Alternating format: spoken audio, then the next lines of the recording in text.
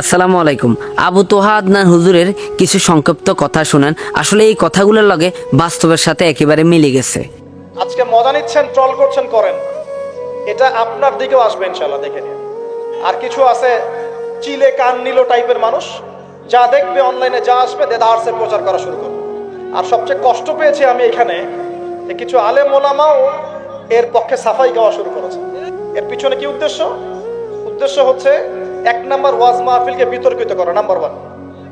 এক নাম্বার উদ্দেশ্য ওয়াজ মাহফিলের যে চলমান সিলসিলা বাংলার মাটিতে চলছে, এই চলমান সিলসিলাকে বিতর্কিত করা একটা প্রধান উদ্দেশ্য, এক নাম্বার। দুই নাম্বার, ওয়াজ মাহফিলে যেসব বক্তাদের মাহফিলে বেশি মানুষ আসে, এই বক্তাদেরকে জাতির সামনে এই বিতর্কিত করে উপস্থাপন করা, দুই নাম্বার। তিন নাম্বার, আপনি যদি একজন বক্তা বা আলেমকে বিতর্কিত করতে চান, দুইটা ইস্যু লাগবে আপনার। এক, নারী কেলেঙ্কারি, দুই, অর্থের কেলেঙ্কারি। আজকে দেখেন আবু তোহা আদনানের কেন নারী কেলেঙ্কারি লাগাই আপনারা তারে কেন নামাইতে চাইছিলেন। আসলে ভাই, ধর্মীয় লোকের ইসলামিক প্রচার করে যারা, তাদেরকে সহজে নামান দিত না। কিলে জানেননি, যত ধরনের ষড়যন্ত্রই করেন কোনো লাভ হইতো না। আজকে বামপন্থী আলারা যে এই আলেম করে কেন হোসানাল্লাহ বিভিন্ন ধরনের ষড়যন্ত্র করতেছে, এর ভাই ষড়যন্ত্র করি কোনো লাভ হইতো না। তোরা যারা ষড়যন্ত্র করস, এই আলেমরা যাই কেন তোকে জানাজার নামাজটা হড়াইবো। আজকে তোরা হে আলেমগো বিরুদ্ধে কথা কইতেছ। এই জন্য বলি, কোনো আলেমের বিরুদ্ধে যদি লেখালেখি করতে চান, কোনো আলেমের বিরুদ্ধে যাইতে চান, আগে তার সমান আপনি কেন এলেম অর্জন করেন। আজকে এলেম অর্জন না করি আপনি তারে কেন ফতুয়া দিয়ে দিতেছেন, তারা আজকে আপনি কেন মৌলবাদী বলতেছেন, তারা আপনি আজকে রেজাকার বলতেছেন। আরে ভাই, আলেমরা রেজাকার না, যারা বলতেছে আলেমরা রেজাকার তারাই ভুলে আছে। এই জন্য বলি, একজনের ব্যাপারে বিস্তারিত জানার পরে তারে নিয়ে আপনি কটুক্তিমূলক কথাবার্তা বলি। আমরা দেখি আবু দালা মুদুদ্দিরিলয় অনেক ধরনের মানুষের কথাবার্তা বলে।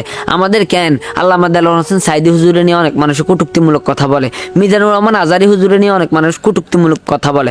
আমাদের লক্ষ্মীপুরের কৃতি সন্তান কেন শাইখ আহমদুল্লাহ হুজুরে নিয়ে অনেক ধরনের কটুক্তিমূলক কথা বলে। হাফিজুর রহমান কুয়াকাটা হুজুরকে নিয়ে অনেক ধরনের কটুক্তিমূলক কথা বলে।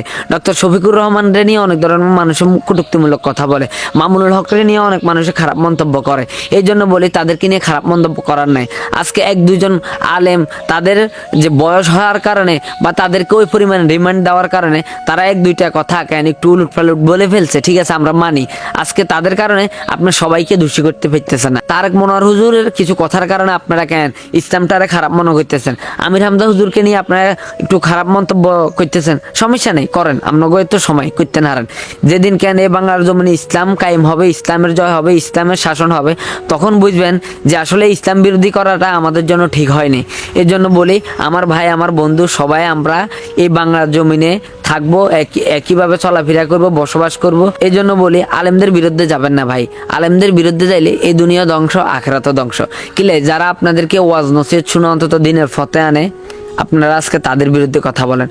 শুধু ক্ষমতার কারণে, পাওয়ারের কারণে সমস্যা নেই, ক্ষমতা বেশি দিন টিকবো না।